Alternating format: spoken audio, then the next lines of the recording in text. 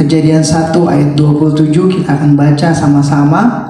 Maka Allah menciptakan manusia itu menurut gambarnya. Menurut gambar Allah diciptakannya dia, laki-laki dan perempuan diciptakannya mereka. Allah memberkati mereka. Lalu Allah berfirman kepada mereka, beranak cuculah dan bertambah banyak, penuhilah bumi dan taklukkanlah itu, berkuasalah atas ikan-ikan di laut dan burung-burung di udara dan segala binatang yang melayang. Berfirmanlah Allah, lihat, aku akan memberikan kepadamu segala tumbuh-tumbuhan yang berbiji di seluruh bumi dan di seluruh pohon-pohonan yang buahnya berbiji itu akan menjadi makananmu. Jadi saudara, pada mulanya, pada penciptaan awalnya, maka Allah menciptakan manusia menurut gambarnya. Menurut Allah diciptakannya laki-laki dan perempuan, dan Allah bilang itu semua baik. Jadi pada mulanya kita diciptakan baik, kita diciptakan untuk berkuasa. Tapi ketika saudara juga tahu ceritanya bagaimana Hawa dan Adam jatuh di dalam dosa, dan itu yang membuat tidak ada kemerdekaan. Ketika saudara dan saya hidup di dalam dosa, berarti kita ada dalam hukum perhambaan. Tapi waktu saudara dan saya diciptakan awal, Allah membuat kita baik adanya. Nah, waktu kita keluar dari jalan Allah, saudara dan saya keluar karena dosa itu cukup satu orang yang melakukan, Hawa dan Adam. Tapi ketika dosa itu dilakukan, itu sampai ke kita, keturunan, mengikat hidup saudara dan saya. Nah, yang mesti punya inisiatif untuk menebus itu Allah. Nah, di bawah hukum dosa, Roma 5 ayat 19. Coba Roma 5 ayat 19. Roma 5 ayat yang ke-19.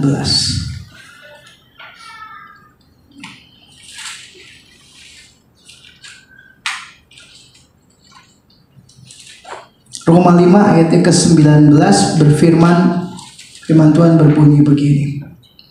Jadi sama seperti oleh ketidaktaatan satu orang, semua orang telah menjadi orang berdosa. Demikian pula oleh ketaatan satu orang, semua orang menjadi orang benar. Siapa satu orang itu? Yesus. Dia datang ke dunia, dia putra Allah. Allah berikan yang terbaik yang Allah miliki untuk menyelamatkan saudara dan saya. Inilah bicara tentang kemerdekaan. Saudara, bangsa kita bisa merdeka karena sebuah perjuangan. Demikian juga saudara dan saya. Kita gak bisa bilang kita merdeka tanpa kita hidup di dalam perjuangan. Saudara, kekristenan itu digambarkan sebuah perjuangan hidup. Di usia kita semakin dewasa, semakin lanjut, saudara dan saya harus mengerti bahwa hidup ini sangat singkat. Sangat-sangat singkat hidup ini.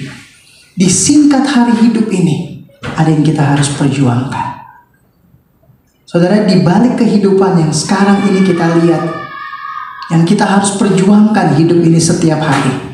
Tapi yang lebih lagi, ketika kita dipanggil Tuhan, ada nggak nama saudara dan saya tercatat dalam buku kehidupan? Terkadang kita terlena dengan kesibukan, dengan apa yang kita harus capai di muka bumi ini, sampai kita lupa ada kekekalan yang menanti kita.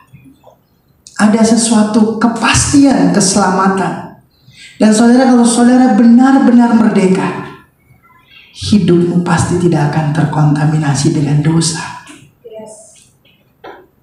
Karena banyak orang yang dipanggil, tapi sedikit orang yang dipilih Tuhan. Banyak. Gereja ini udah terbuka, tapi masih banyak bangku-bangku kosong. Banyak orang yang dipanggil, tapi sedikit orang yang menjadi pilihan. Sedikit orang yang bisa jadi murid. Saya rindu di ruangan ini, saudara dan saya, jangan jadi followersnya Tuhan, cuma bikin rame bangku gereja. Tapi jadilah murid di mana harus murid itu apa? Serupa segambar dengan gurunya. Saudara dan saya harus mengerti baik. Saudara dan saya, kemerdekaan yang sesungguhnya yang Tuhan mau, ketika saudara dan saya hidup sungguh-sungguh di dalam kebenarannya. Jadi kalau saudara buka Yohanes 3 ayat 16, itu firman Tuhan kita udah sering baca. Begitu besar kasih Allah. Saudara, istrimu mengasihimu, suamimu mengasihimu, papa mamamu mengasihimu, tapi kasih Allah lebih besar dari semua orang yang pernah mengasihi kita. Saudara harus ngerti baik. Ketika saudara ngerti ini, makanya Allah berikan putranya yang tunggal, cuma satu-satunya. Dia berikan Yesus. Yesus waktu datang ke tempat ini, waktu datang ke muka bumi ini, Yesus mengalami berbagai macam penderitaan. Gak mungkin langsung merdeka tanpa sebuah perjuangan. Yesus ya lewati yang namanya palungan, kandang yang hina. Dia Tuhan, tapi dia turun di tempat yang paling hina. Tujuannya apa? Dia mau memerdekakan setiap kita. Jadi gak ada kemerdekaan tanpa perjuangan. Amin. Pastikan baik kalau engkau bilang engkau anak Tuhan, engkau orang yang merdeka, hiduplah dalam perjuangan iman. Hari-hari ini banyak orang datang ke rumah Tuhan, tapi saudara coba lihat, ada orang-orang tertentu yang dia simpel hidupnya, tapi setiap hari dia mengalami Tuhan. Saya rindu jadi orang Kristen, jadi orang yang setiap hari berjumpa dengan Tuhan. Jangan cuma lagi mood baru bisa nyembah Tuhan, lagi mood baru bisa ngerasain Tuhan. Setiap hari dalam hidup saudara dan saya, kita harus melihat, mendemonstrasikan kuasa Tuhan. Saudara, waktu Yesus hidup di muka bumi ini, banyak yang dia lakukan di muka bumi ini. Orang timpang bisa berjalan, orang buta bisa melihat, orang lumpuh bisa berjalan. Semua Yesus lakukan, bukan tujuannya buat gaya-gaya, tapi Yesus mau bilang, kalau Rohku tinggal di dalam kamu, kau bisa lakukan lebih besar dari apa yang aku lakukan. Mau gak engkau percaya engkau dimerdekakan Tuhan? Orang yang dimerdekakan Tuhan, dia ngerti baik bahwa hidupnya harus hidup dalam kekudusan. Saudara, tanpa kekudusan saudara gak bisa. Sebab kita melayani Tuhan ini, Tuhan tuh gak kelihatan, tapi saudara dan saya bisa rasakan kehadirannya. Kita gak bisa pernah lihat dia, tapi tiba-tiba kita rasa tubuh kita, tumor kita bisa sembuh, kanker kita bisa pecah. Itu karena Tuhan, bukan karena siapa-siapa, karena dia hadir. Kalau dia hadir dalam hidup kita, gak ada yang gak mungkin bagi Tuhan. Colek kiri kanannya bilang, kalau Yesus hadir di antara kita, gak ada yang gak mungkin bagi Tuhan. Gak ada yang gak mungkin. Kalau dia hadir, tidak ada yang tidak mungkin. Karena dia datang tujuannya cuma buat apa? Memerdekakan saudara dan saya. Nah, di hari kemerdekaan bangsa kita, kita juga harus coba review. Apa kita udah benar-benar merdeka saat ini? Merdeka dari yang namanya keterikatan. Saya pernah kesaksian kalau nggak salah di tempat ini, tapi karena orangnya beda. Saya dari kecil lahir di Jakarta, rumah saya nggak jauh dari sini. Saya tinggal di komplek Kodamar, nggak jauh dari sini. Dan saya punya keterikatan, nggak ada orang tahu. Saya tetap pelayanan. Saya dulu kalau sekarang nih pakai media, dulu pakai overhead yang balik-balik kayak martabak gitu ya. Terus saya tetap melayani Tuhan. Dari kecil saya melayani Tuhan. Tapi saudara tahu nggak? Saya punya keterikatan. Bukan narkoba, tapi setiap hari saya harus lihat video porno, dan itu mengikat hidup saya. Main-main dengan dosa itu. Ketemu Tuhan di gereja, tiap hari saya nangis, terima pelawatan Tuhan, tapi hidup saya nggak berubah. Saudara, perubahan harus dimulai dari diri kita juga. Kita harus bisa bilang tidak sama dosa. Waktu saya terikat akan dosa, saya tetap bisa melayani Tuhan. Saya ketua pemuda di satu gereja, tapi saya nggak ngalami yang namanya Yesus hidup dalam hidup saya. Tapi ketika benar-benar saya ngerti, saya dimerdekakan. Ketika saya bisa tolak, ketika teman sekolah saya bilang, ayo kita nonton lagi, nggak deh, makasih. Saudara, kemerdekaan tanpa perjuangan nggak mungkin. Saudara dan saya harus berjuang sampai titik akhir. Saya kekristenan di Indonesia ini makin hari makin sulit. Saudara lihat di Manado, di beberapa tempat di dekat-dekat sini, ibu kota di Jawa Barat, banyak gereja yang ditutup, banyak gereja yang disomasi. Tapi kalau saudara masih bisa datang beribadah, ini kesempatan saudara perjuangkan hidupmu di hadapan Tuhan untuk berkenan dengan Dia. Hidup ini perjuangan. Nggak ada mungkin orang jadi besar, nggak ada orang jadi sukses, nggak ada orang jadi yang hebat tanpa sebuah perjuangan. Dan saudara harus ngerti baik, Yesus panggil saudara dan saya buat pikul salib untuk berjuang.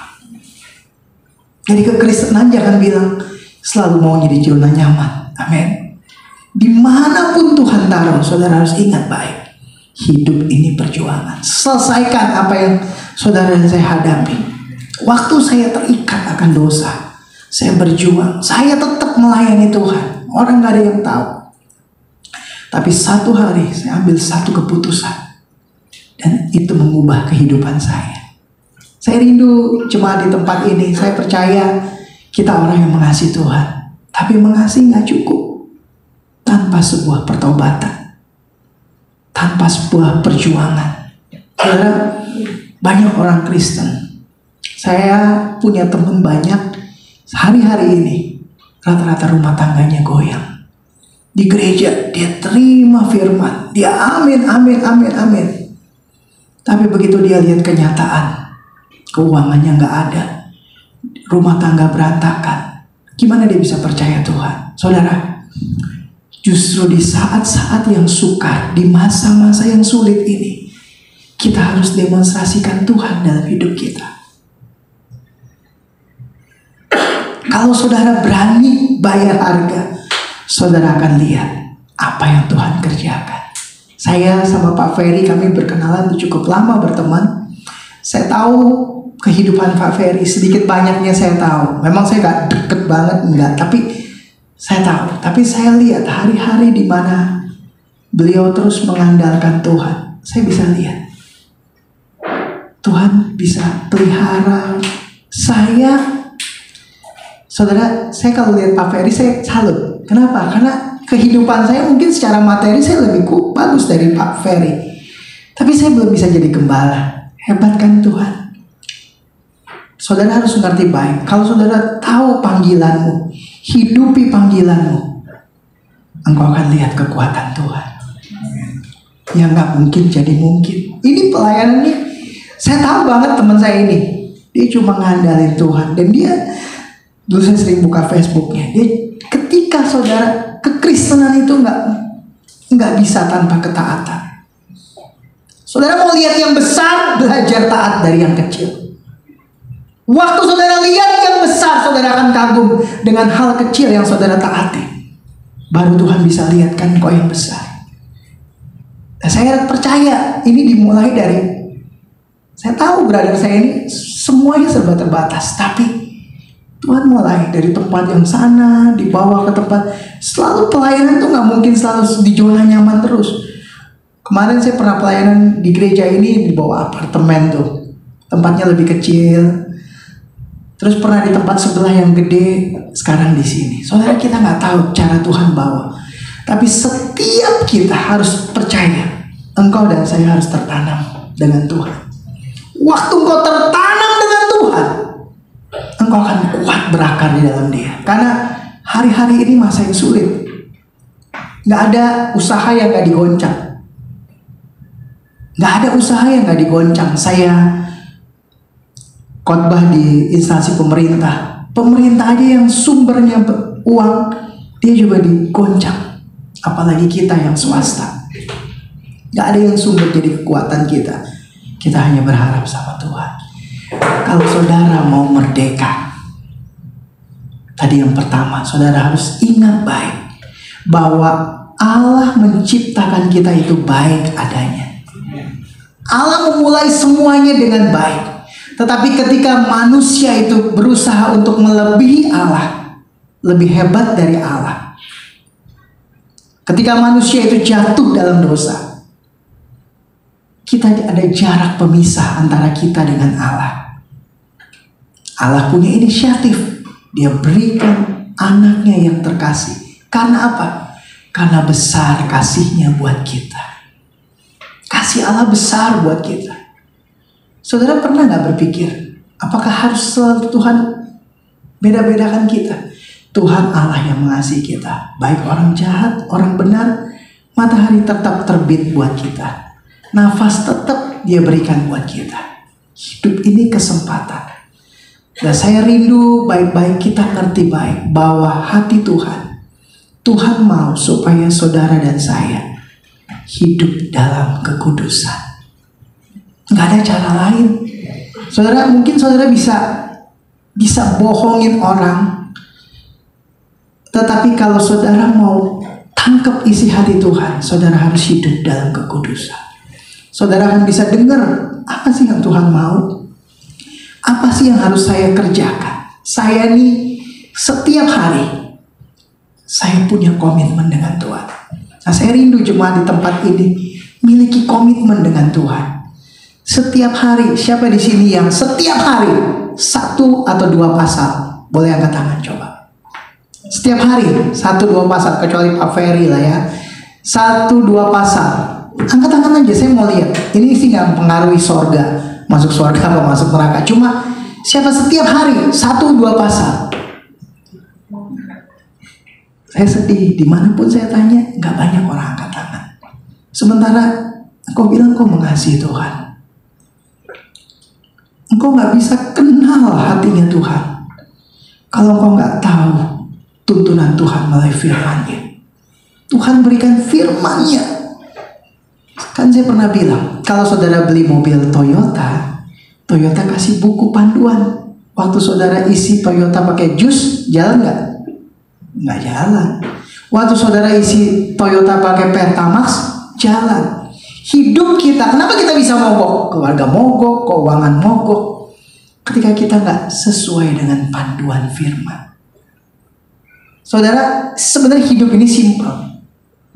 Kalau pria, firman Tuhan bilang apa? Kasihilah istrimu. Kalau wanita, dia harus hormati suami, tunduk. Waktu ini jalan, kita nggak ada masalah. Tapi waktu kepentingan ini nggak jalan, banyak masalah dalam rumah tangga kita. Kenapa kita bisa kok minus terus ya keuangan kita? Saya nggak tahu nih, tiba-tiba saya lari ke sini. Saudara nggak taat sama hukumnya Tuhan. Saudara, saya belajar ya. Ini sebenarnya saya firmannya nggak lari ke sini, tapi sebentar. Tiba-tiba saya mau ngomong ke sini. Saudara gini ya. Saya ini kan usaha, suami istri kita usaha di Tanah Abang. Waktu saya nggak taat sama Tuhan, mengembalikan apa yang menjadi haknya Tuhan. Pak Ferry nggak ngomong ya. Ini tiba-tiba saya keluar sendiri. Itu saya ngalami banyak hal dalam hidup saya, dalam keluarga saya. Yesus bilang apa? Persepuluhan, kembalikan itu ke rumah Tuhan. Tapi saudara dikentit. Ini kasih gereja sedikit aja deh, kita masih ada perlu. Hukumnya nggak jalan. Waktu saudara taat semua hukum Tuhan, baru saudara bisa dimerdekakan. Itu dia prinsipnya. Sebab Tuhan ini memang penuh kasih, tapi Tuhan punya hukum. Waktu hukumnya saudara nggak jalanin, jangan harap saudara bisa lihat berkatnya. Ketika saya berkhotbah, tapi saya nggak sungguh-sungguh mengasihi istri saya nggak menjalani hukumnya. Bisa nggak khotbah? Bisa, tapi tanpa pengurapan. Saya mau bilang, hukum Tuhan tuh harus dijalanin semuanya. Waktu hukumnya jalan, berkatnya, kuasanya, mujizatnya menyertai kita. Amin. Saudara harus ngerti ini prinsip sorga. Karena saudara itu orang dari sorga. Kita nih made in sorga, tapi ditaruhnya di Pulau Gadung saat ini. Kita ditaruh di sini. Tapi prinsip yang kita mesti pakai prinsip mana? Prinsip surga. Karena kita datangnya dari surga, adanya di muka bumi, tapi prinsipnya, hidupnya harus gaya sorga. Wah, amin sih. Amin. Saudara gini ya, saudara ya. Ini saya bagikan, ini hidup saya. Ketika saya taat sama Tuhan, baru saya bisa lihat. Kalau saya jalannya setengah-setengah sama Tuhan, saya nggak bisa lihat kuasanya Tuhan. Terus saudara-saudara lihat kaki saya ini timpangan ya. Tulang aja Tuhan bisa kasih. Masa cuma cien, fulus Tuhan nggak bisa kasih? Itu lebih mudah buat Tuhan. Cuma mau gak kita jalanin prinsip-prinsip sorga dalam hidup ini? Waktu saudara taat, udahlah. Kalau saudara jadi pria yang kudus. Kalau saudara udah punya istri, hidup kudus. Kalau saudara udah punya suami, hidup kudus. Saudara pegang prinsip itu, saudara mulai apa yang jadi hak Tuhan, Tuhan engkau kembalikan buat Tuhan. Itu prinsipnya. Waktu engkau jalani prinsipnya, engkau lihat pintu surga terbuka. Gak ada yang gak mungkin bagi Tuhan. Saya berani ngomong ini karena saya sudah ngalamin. Saya udah masuk dalam laboratorium kehidupan saya. Waktu saya taat sama firman, saya lihat tingkap surga terbuka. Simpel kan? Taat, Pak, tapi kita ini banyak tapinya. Saudara, ikut Tuhan, ikutin aja hukumnya, ikutin firmannya, baru saudara bisa lihat kuasanya. Ini yang terjadi dalam hidup saya. Ketika saya nggak menjalani hukumnya dengan baik, saya nggak bisa lihat kuasanya. Nah, saya rindu jemaat saya di tempat ini, saudara ngerti baik, merdeka bukan cuma slogan, tapi hidup saudara dan saya harus benar-benar merdeka. Orang yang merdeka itu benar-benar tidak ada keterikatan pada apapun. Hidupnya cuma satu, tertuju kepada penciptanya, menyenangkan hati Tuhan. Itu dia. Kalau kepentingan itu jadi utama dalam hidup saudara, gak ada yang gak mungkin buat Tuhan. Kalau Tuhan bisa tolong saya, Tuhan juga bisa tolong saudara. Saya mau bilang, masa-masa ini nih masa-masa sulit. Saya ketemu Menteri Koordinator, dia bilang, Pak, Indonesia gak sedang baik-baik aja. Di semua lini hampir ngalami goncangan. Terus siapa yang kita mesti andalkan? Hanya Tuhan yang kita andalkan. Ini agak panjang ya, masa ini agak panjang. Bisa mungkin stabilnya mungkin 2027. Saudara harus siapkan ini. Kalau saudara punya keuangan, maintenance yang baik. Maintenance yang baik. Manajemenmu harus bagus. Sebab hari ini hari-hari yang keadaan masa sulit, masa sukar. Saudara, kemarin saya khotbah di Kerawang. Itu di Kerawang itu beberapa pabrik besar ya. Kalau saya sebut saudara tahu namanya. Pengurangan sampai ribuan orang. Dan caranya pemerintah buat ngatasin itu apa? Kalau saudara aktif sama BPJS Ketenagakerjaan, saudara tahu tuh. Setiap hari BPJS Ketenagakerjaan itu kasih saudara BSU. Ada nggak di sini yang terima BSU? Bantuan uang tunai langsung 600.000. Ada kan? Yang lewat WA. Itu cara pemerintah. Karena ini kita lagi ngalami masa sulit, masa sukar benar-benar. Nah, dalam situasi seperti ini Indonesia, saudara dan saya harus berdiri buat bangsa ini. Amin. Supaya bangsa ini ngalamin terobosan kemerdekaan yang seutuhnya. Karena kalau masalah perut, jangan main-main. Pati aja udah bisa begitu saudara. Pati, belum Jakarta. Hanya kesurut sedikit aja meledak. Karena bicara masalah perut, jangan main-main. Jadi saya rindu kita jemaat di tempat ini ngerti baik. Tuhan ciptakan kita baik. Tapi waktu manusia itu melenceng dari jalannya Allah, itu membuat kita terpisah sama Tuhan. Dan Tuhan punya inisiatif dengan kasih-Nya. Dia mau memerdekakan kita, Dia berikan anaknya. Nah, bagaimana caranya? Supaya kita hidup selalu dipimpin dengan Allah. Bagaimana caranya supaya kita hidup Apa yang Tuhan mau untuk kita lakukan di tengah-tengah masa-masa saat ini? 2 hal yang saya akan bagikan. Yohanes 14 ayat 16 dan 17. Yohanes 14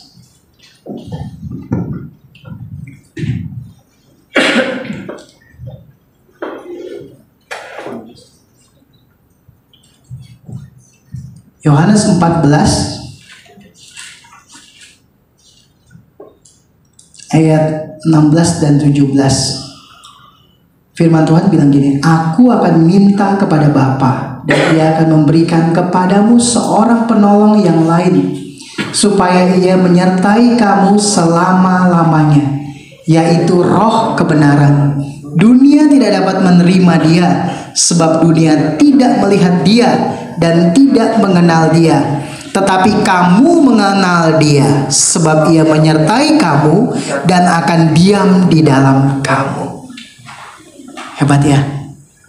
Yaitu Roh kebenaran. Dunia tidak dapat menerima Dia, sebab dunia tidak melihat Dia dan tidak mengenal Dia. Tetapi kamu, saudara dan saya, Ia menyertai kamu dan akan diam di dalam kamu.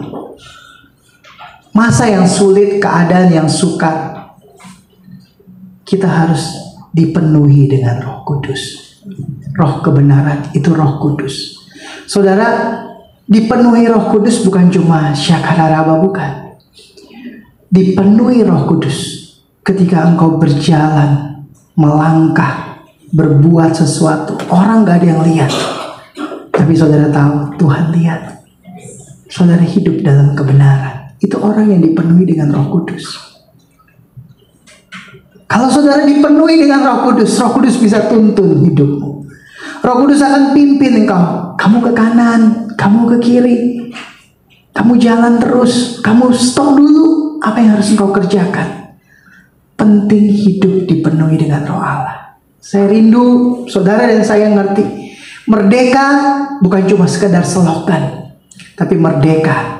Kalau engkau mau merdeka dari dosa, merdeka dari kehidupanmu yang masa lalu, hiduplah dipenuhi dengan Roh Allah. Amin. Dipenuhi dengan Roh Kudus. Waktu engkau dipenuhi dengan Roh Kudus, siapa yang tampil? Bukan engkau, tapi Roh Allah yang memimpin hidup.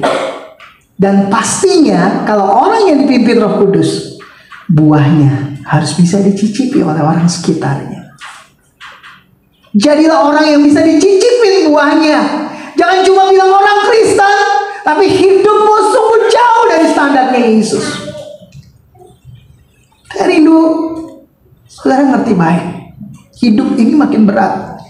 Nempellah sungguh-sungguh sama Tuhan, sampai engkau bisa lihat kuasanya dinyatakan dalam hidupmu. Bukan sekilas, bukan sebentar, bukan cuma sesaat, tapi setiap hari dalam hidupmu. Engkau akan lihat karya Tuhan, pertolongan Tuhan dalam hidupmu. Yang kedua, yang terakhir, apa yang harus kita lakukan? Bukan cuma dipenuhi dengan Roh Kudus. Filipi 2 ayat 12. Filipi 2 ayat yang ke-12.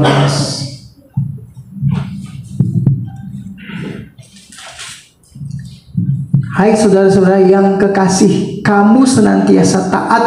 Karena itu tetaplah kerjakan keselamatanmu dengan takut dan gentar. Bukan saja seperti waktu aku masih hadir, tetapi terlebih pula sekarang waktu aku tidak hadir.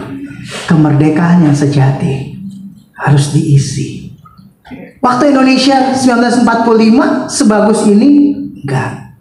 Tapi karena ada orang yang mau bekerja buat Indonesia, Indonesia jadi lebih bagus. Punya tol, punya bandara, lebih baik. Saudara, kalau saudara mau benar-benar merdeka, kerjakan keselamatanmu. Kerjakan keselamatanmu. Ada bagian Tuhan, ada bagian kita yang harus kita kerjakan. Jadi kalau saya boleh simpulkan khotbah saya pada siang ini, kemerdekaan yang sejati itu saudara harus mengerti baik, bahwa saudara diciptakan Allah sungguh amat baik. Gak ada ciptaan Allah yang gagal. Tapi iblis selalu ingin punya cara saudara jatuh, dibawa saudara jauh dari Tuhan. Dan walaupun manusia itu udah jauh dari Tuhan, ketika Adam jatuh dalam dosa, Dia jauh dari Tuhan, tapi Tuhan punya inisiatif. Karena begitu besar kasihnya, Dia berikan anaknya yang tunggal, supaya saya, saudara, tidak terhilang. Bagaimana caranya supaya kita terus bisa hidup dalam kemerdekaan yang sejati? Yang pertama, hiduplah dipenuhi dengan Roh Kudus.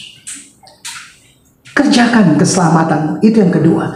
Engkau dipenuhi dengan Roh Kudus. Dan dari bagian kita, orang yang menerima kemerdekaan, kerjakan keselamatan itu. Waktu saudara ngerti baik ini, saudara gak lagi jadi orang yang ada dalam kutub perhambaan, yang jadi orang yang tidak merdeka, tapi saudara dan saya jadi orang pribadi yang merdeka. Amin. Tuhan berkati buat firman Tuhan. Kita akan masuk dalam hadirat Tuhan beberapa menit ke depan. Saya undang worship leader, singer. Kita nyanyi satu lagu, Ku Bawa Hidupku Sekarang. Media boleh tampilkan lagu ini, Ku Bawa Hidupku Sekarang.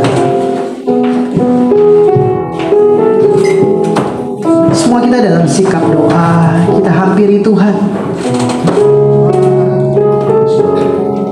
Semua kita dalam sikap doa. Saudara, kemerdekaan itu bukan cuma udah merdeka, enggak, tapi ada bagian kita yang harus kita kerjakan. Isi kemerdekaan itu dengan baik. Isi kemerdekaan itu dalam hidup dalam takut akan Tuhan, dan hidup yang dipenuhi dengan Roh Allah. Mari kita angkat satu pujian, Ku Bawa Hidupku Sekarang. Singer boleh nyanyikan lagu ini. Ku bawa hidupku sekarang,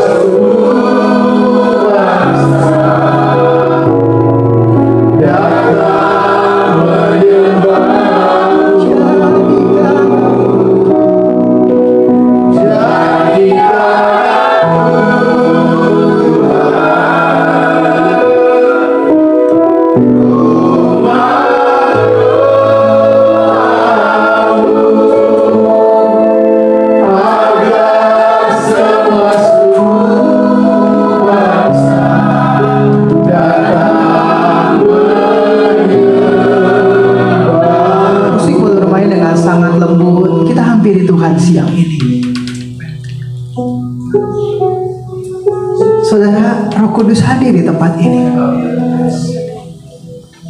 Tapi mau gak kita buka hati kita? Tuhan bilang sama kita, aku ciptakan engkau itu semua baik adanya. Tapi waktu manusia coba keluar dari jalan Allah,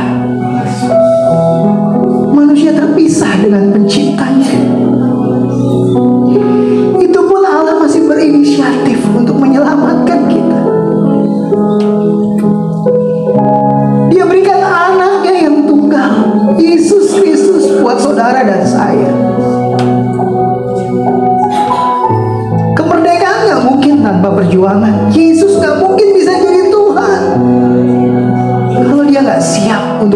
masih lewati salib.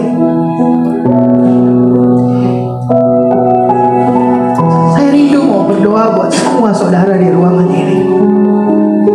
Ini masa-masa yang sulit, keadaan yang sangat sukar buat bangsa kita.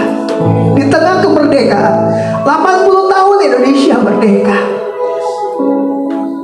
masih banyak saudara-saudara kita yang hidup dalam garis kemiskinan. Mau gak saudara punya hati buat bangsa ini? Mau gak saudara bilang, Tuhan, jadikan aku goalkeeper-Mu buat bangsa ini. Jadikan aku orang penentu buat bangsa ini, Tuhan. Biar bangsaku sungguh-sungguh ngalami, Tuhan. Biar revival besar, tuaian besar terjadi di bangsa ini. Firman Tuhan ingetin setiap kita, kalau kita mau terus hidup dipimpin oleh Tuhan, hiduplah dipenuhi dengan Roh Kudus. Orang yang dipimpin oleh Roh Kudus, buahnya akan terlihat. Banyak orang akan lihat Yesus dalam hidupmu, dan kau akan bawa banyak orang datang sama Yesus. Dunia sedang nunggu kita. Dunia sedang menunggu kita, orang-orang percaya. Hidup kita bisa dirasakan. Amin. Dan firman Tuhan yang kedua ingatin setiap kita, kita harus kerjakan keselamatan kita. Kita orang yang udah dimerdekakan, diselamatkan, tapi ada bagian Tuhan yang penuhi kita, dan ada bagian kita untuk mengerjakan terus keselamatan. Kalau saudara sungguh-sungguh dengar firman ini dan saudara bilang, Tuhan, mungkin selama ini aku banyak file, banyak salah tentang aku mengiring Tuhan, dan siang ini aku dengar firman-Mu, aku mau aku berdiri buat Tuhan, buat bangsa ini. Saudara boleh maju ke depan. Waktu saya nggak banyak. Kalau saudara sungguh-sungguh, kita nyanyikan lagu ini, refnya sadar, jadikan aku Tuhan. Kita nyanyi. Rumah doa.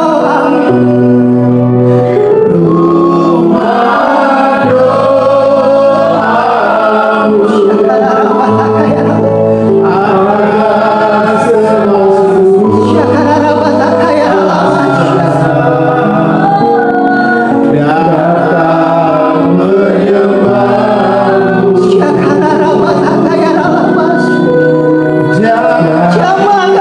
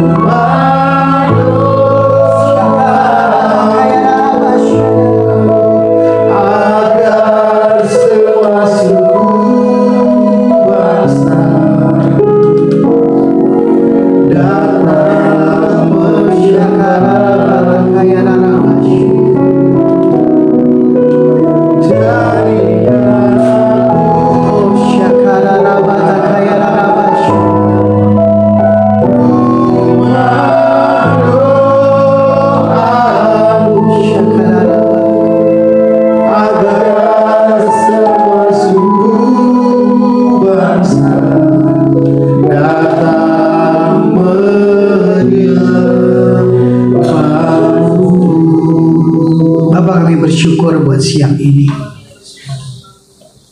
Kami berterima kasih Tuhan, Engkau berkenan hadir di tengah kami. Siapa kami? Kami boleh Tuhan